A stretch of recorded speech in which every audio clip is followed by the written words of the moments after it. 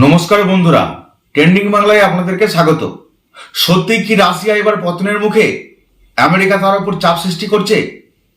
এর বিরুদ্ধে কি সত্যি রাশিয়া নতুন করে আবার উঠে দাঁড়াতে পারবে?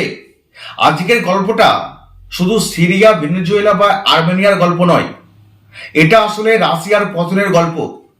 যে রাশিয়াকে একসময় সুপার পাওয়ার বলা হতো, আজ তার বন্ধুরাই একে একে মুখ ফিরিয়ে নিচ্ছে তার দিক থেকে। বিপদের সময় কেউ পাশে পাচ্ছে না পুতিনকে। ইউক্রেন যুদ্ধে জড়িয়ে পড়ে রাশিয়া যেন নিজের শক্তিটাই হারিয়ে ফেলেছে, এমনটাই মনে করছেন অনেকে।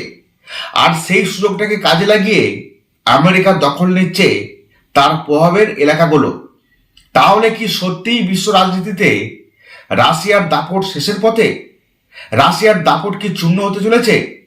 পুতিনকে কি আর কেউ গ্রাহ্য করবে না? চলুন পুরো বিষয়টা সহজ ভাষায় বুঝিয়ে নেই। আপনাদের সাথে এমন একটা বিষয় নিয়ে কথা বলতে চাইছি, যেটা শুধু একটা দেশের রাজনীতি নয়, পুরো বিশ্বের পাওয়ার গেমটা বুঝিয়ে দিচ্ছে।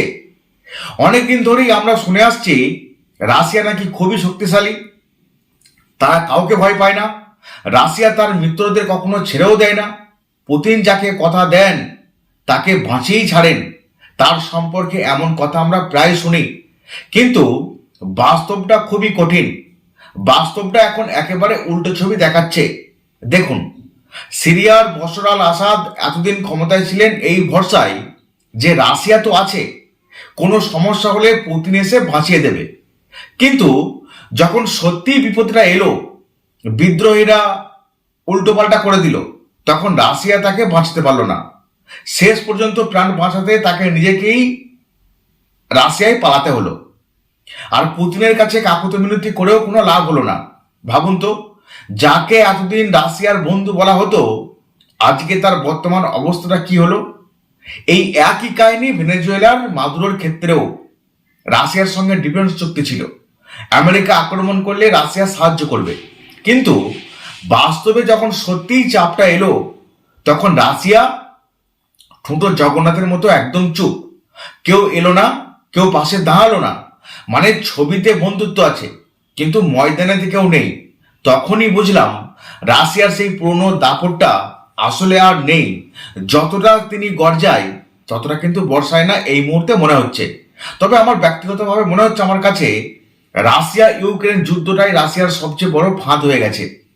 আমেরিকা খুব চালাকির সঙ্গে রাশিয়াকে ইউক্রেনে আটকে রেখেছে।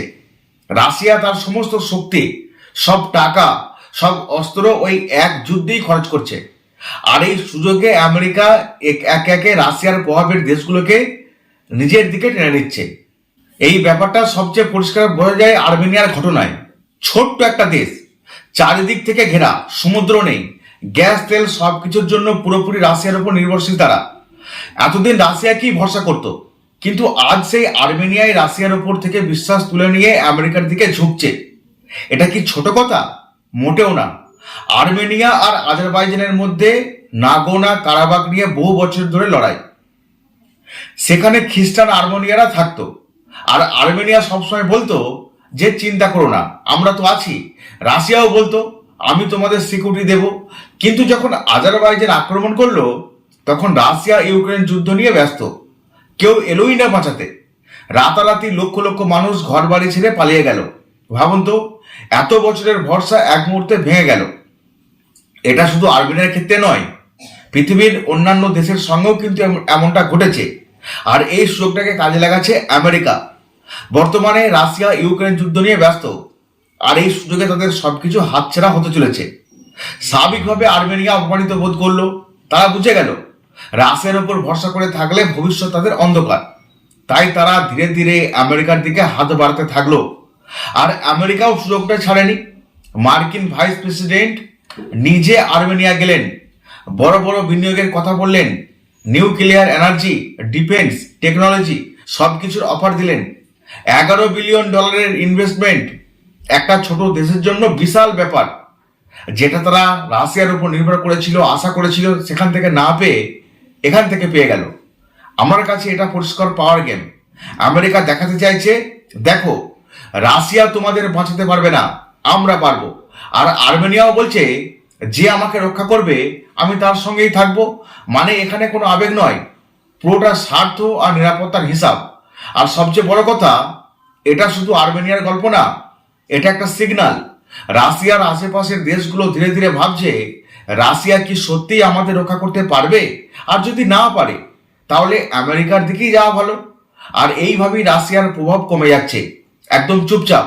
যদি রাশিয়া এই দিকগুলোতে নজর না দেয়, আগামীতে যত দেশ তার উপর আশা ভরসা রেখেছে তাদের কাউকে রাশিয়া আর বন্ধুত্ব দিয়ে আটকে রাখতে পারবে না। যদি বিপদের সময় তারা রাশিয়াকে কাছে না পায়, তাহলে কেন তারা রাশিয়ার সঙ্গে বন্ধুত্ব রাখবে? তাই আমার মনে হয় রাশিয়া যদি ইউক্রেন যুদ্ধ থেকে বেরোতে না পারে, তাহলে ভবিষ্যতে আরো অনেক দেশ তার থেকে হাত ছেড়ে দেবে। তখন সুপার পাওয়ার হওয়ার স্বপ্ন শুধু কাগজেই থেকে যাবে। আপনারা কি ভাবছেন, রাশিয়া কি আবার আগের মতো শক্তিশালী হতে পারবে, নাকি আমেরিকা ধীরে ধীরে তাকে কোণঠাসা করে দেবে? সবকিছু মিলিয়ে আমি যদি পুরো ঘটনাগুলোকে একসাথে দেখি, তাহলে আমার কাছে বিষয়টা তো খুব পরিষ্কার মনে হয়। রাশিয়া আজ আর সেই পুরনো দিনের রাশিয়া নেই। বাইরে থেকে যতই শক্তি দেখাক, বাস্তবে তার প্রভাব ধীরে ধীরে ভেঙে পড়েছে, এটা মানতেই হবে। একসময় যেসব দেশ রাশিয়াকে ভরসা করত এবং নিজেদের ভবিষ্যৎ ভেবে ভাবত, আজ তারাই নতুন আশ্রয় খুঁজছে। এটা শুধু কূটনৈতিক পরিবর্তন নয়, এটা বিশ্বাস ভাঙার গল্প। আর আমেরিকা এই সুযোগটা খুব সুন্দরভাবে কাজে লাগাচ্ছে, তার দিকে সব টেনে নিচ্ছে। তবে আমার মনে হচ্ছে আন্তর্জাতিক রাজনীতিতে সবচেয়ে বড় শক্তি হচ্ছে বিশ্বাস। ট্যাঙ্ক, মিসাইল, পারমাণবিক অস্ত্র এসব পরে, প্রথমে দরকার এই ভরসা যে বিপদের সময় তুমি আমার পাশে থাকবে। রাশিয়া ঠিক এই জায়গাতেই হেরে যাচ্ছে। এই জায়গাতেই রাশিয়ার সব থেকে বড় ভুল। সিরিয়ায় আসাদ, ভেনেজুয়েলার মাদুরো, আর এখন আর্মেনিয়া, প্রত্যেকটা উদাহরণ একই কথা বলছে। যখন দরকার ছিল তখন রাশিয়া ছিল না। শুধু বিবৃতি দিয়ে, কাগজে কলমে বন্ধুত্ব দেখিয়ে কোনো লাভ নেই। মাঠে নামতে না পারলে কেউ তোমাকে নেতা মানবে না। তুমি যতই শক্তিশালী ওপরে দেখাও না কেন, তোমাকে কাজ দেখাতে হবে। পুতিন হয়তো ভেবেছিলেন ইউক্রেন যুদ্ধ কয়েক মাসেই শেষ হবে, শক্তি দেখিয়ে ইউক্রেনকে দমিয়ে দেবেন, ন্যাটোকে মেসেজ দেবেন আর নিজের প্রভাব আরো বাড়াবেন।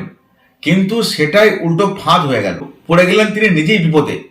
যুদ্ধ লম্বা হয়ে গেল, অর্থনীতি চাপে পড়ল, সেনাবাহিনী ব্যস্ত হয়ে গেল, আর বিশ্বের বাকি জায়গাগুলো ফাঁকা হয়ে গেল। সেই ফাঁকা জায়গায় খুব কৌশলে ঢুকে পড়লো আমেরিকা। আমি এটাকে সরাসরি যুদ্ধ না বলে ধীরে ধীরে দখল নেওয়াই বলবো। দেখুন, আমেরিকা একটাও গুলি না চালিয়ে কিভাবে রাশিয়ার প্রভাবটা কমিয়ে দিল। আগে যেখানে রাশিয়া মধ্যস্থতা করত, এখন সেখানে আমেরিকা করছে। আগে যেখানে রাশিয়ার প্রেসিডেন্ট যেতেন, এখন আমেরিকার ভাইস প্রেসিডেন্ট সেখানে যাচ্ছেন। আগে যে দেশগুলো বলতো মস্কো আমাদের বন্ধু, এখন তারা বলছে ওয়াশিংটন আমাদের পার্টনার। এই পরিবর্তনটা খুব নীরবে কিন্তু হচ্ছে, আর এটাই সবচেয়ে বিপজ্জনক রাশিয়ার কাছে। রাশিয়ার এই মুহূর্তে একটাই দুর্বলতা জায়গা, আর সেটা হচ্ছে রাশিয়া ইউক্রেন যুদ্ধ। যেভাবে ইউক্রেন এখনো পর্যন্ত এই যুদ্ধটাকে চালিয়ে যাচ্ছে, তাদের জন্য তাদের শক্তির তারিফ করতে হয়। অপরদিকে পাল্টা চাপা পড়েছে রাশিয়া। আর্মেনিয়ার ঘটনাটা আমার কাছে একটা টার্নিং পয়েন্ট। একটা ছোট দুর্বল ল্যান্ড লক দেশ, যে পুরোপুরি রাশিয়ার উপর নির্ভরশীল ছিল, যদি সেও রাশিয়াকে ছেড়ে আমেরিকার দিকে চলে যায়, তাহলে বুঝতে হবে সমস্যা আরো গভীরের মধ্যে রয়েছে। তারা তো শখে যায়নি, বাধ্য হয়েই গেছে। কারণ তারা বুঝে গেছে রাশিয়া প্রতিশ্রুতি দিলেও তাদেরকে তারা বাস্তবে রক্ষা করতে পারবে না। আর আমার মনে হয় এই জায়গাতেই পুতিনের সবচেয়ে বড় ভুল। তিনি হয়তো ভেবেছেন শুধু সামরিক শক্তি থাকলেই সবাই ভয় পাবে, সবাই পাশেও থাকবে। কিন্তু এখনকার বিশ্ব রাজনীতি শুধু ভয়ের ওপর চলে না। এখানে অর্থনীতি, কূটনীতি, বিনিয়োগ, প্রযুক্তি সবকিছু মিলে প্রভাব তৈরি হয়। আমেরিকা ঠিক সেটাই করছে। টাকা দিচ্ছে, বিনিয়োগ দিচ্ছে, এনার্জি সাপোর্ট দিচ্ছে, নিউক্লিয়ার কোঅপারেশন দিচ্ছে। মানে শুধু বন্ধুত্ব নয়, একদম বাস্তবে তাদেরকে সুবিধাও করে দিচ্ছে। স্বাভাবিকভাবেই ছোট দেশগুলো সেদিকেই ঝুঁকবে। আর একটা বিষয় আমি লক্ষ্য করছি, রাশিয়া এখন অনেকটাই রিয়াক্টিভ, প্রোঅ্যাক্টিভ নয়। মানে ঘটনা ঘটার পর প্রতিক্রিয়া দিচ্ছে, কিন্তু আগে থেকে পরিকল্পনা করে এগোতে পারছে না। অন্যদিকে আমেরিকা আগে থেকেই প্ল্যান করছে, কোথায় রাশিয়া ব্যস্ত, কোথায় সুযোগ আছে, কোন দেশ অসন্তুষ্ট, সেই ফাঁকগুলো ভরাট করার কাজে তারা নেমে পড়েছে। আর এটা কি বলা হয় কৌশলগত রাজনীতি। যদি এই ঘটনা পুনরাবৃত্তিকারে চলতে থাকে রাশিয়ার সঙ্গে, আগামীতে রাশিয়ার যতগুলো বন্ধু রাষ্ট্র রয়েছে ছোট ছোট, সবগুলো আমেরিকার সঙ্গে হাত মেলাবে। আর তখন সেক্ষেত্রে চাপে পড়বে রাশিয়া। ভারতের ক্ষেত্রেও আমরা চাপ দেখতে পাচ্ছি। রাশিয়া থেকে তেল কেনা নিয়ে আগে রাশিয়া খুব জোরে অবস্থান নিত, এখন তেমন কিছু দেখা যাচ্ছে না। মানে ধীরে ধীরে তার কণ্ঠস্বর দুর্বল হচ্ছে। সুপার পাওয়ার যদি নিজের বন্ধুদের সাপোর্ট দিতে না পারে, তাহলে তার সুপার পাওয়ার ট্যাগটা শুধু নামেই থেকে যায়, আর কোনো কাজে লাগে না। এর থেকেও বড় কথা, ইউক্রেন যুদ্ধ রাশিয়াকে শুধু সাময়িকভাবে নয়, মানসিকভাবেও বিচ্ছিন্ন করে দিচ্ছে। বিশ্ব মঞ্চে তার ইমেজটা খারাপ হয়ে গেছে। আগে যেখানে তাকে শক্তিশালী বিকল্প হিসেবে দেখা হতো, এখন অনেকেই তাকে ঝুঁকি হিসেবে দেখছে। ফলে নতুন দেশগুলো রাশিয়ার দিকে না গিয়ে আমেরিকা বা পশ্চিমাদের দিকেই ঝুঁকে পড়ছে। আর এখানেই রাশিয়ার ডাউনফল শুরু।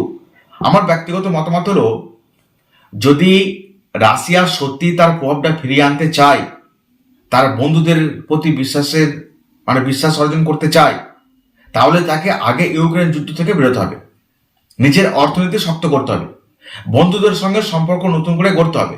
শুধু অস্ত্র দিয়ে নয়, বিশ্বাস দিতে হবে আগে। তাদেরকে বোঝাতে হবে যে তোমাদের ছোটখাটো বিপদে আমি পাশে আছি, না হলে একে একে আরো দেশ হাতছাড়া হয়ে যাবে। শেষ কথা একটাই, বিশ্ব রাজনীতি কখনো শূন্য থাকে না। কেউ দুর্বল হলে অন্য কেউ সেই জায়গায় দখল করবেই।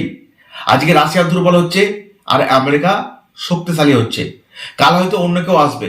কিন্তু যে শিক্ষা আমরা পেলাম তা হলো, শুধু শক্তির লড়াই নয়, বাস্তবে পাশে দাঁড়িয়েই নেতৃত্ব প্রমাণ করতে হয়। তাই বলবো, রাশিয়ার জন্য একটা সতর্ক বার্তা, আর আমাদের মতো দর্শকদের জন্য এটা শেখার বিষয়। বিশ্বের রাজনীতি আসলে দাবার খেলার মতো, যেখানে ভুল চাল দিলে পুরো বোর্ডটাই হাতছাড়া হয়ে যাবে। এখন দেখার বিষয়, পুতিন নতুন কোনো চাল দেন কিনা, নাকি ইতিহাস তাকে ধীরে ধীরে কোণঠাসা করে দেবে। একসময় রাশিয়া গোটা বিশ্বে দাপট দেখাতো, আর আজকে রাশিয়া কোণঠাসা হয়ে পড়ছে।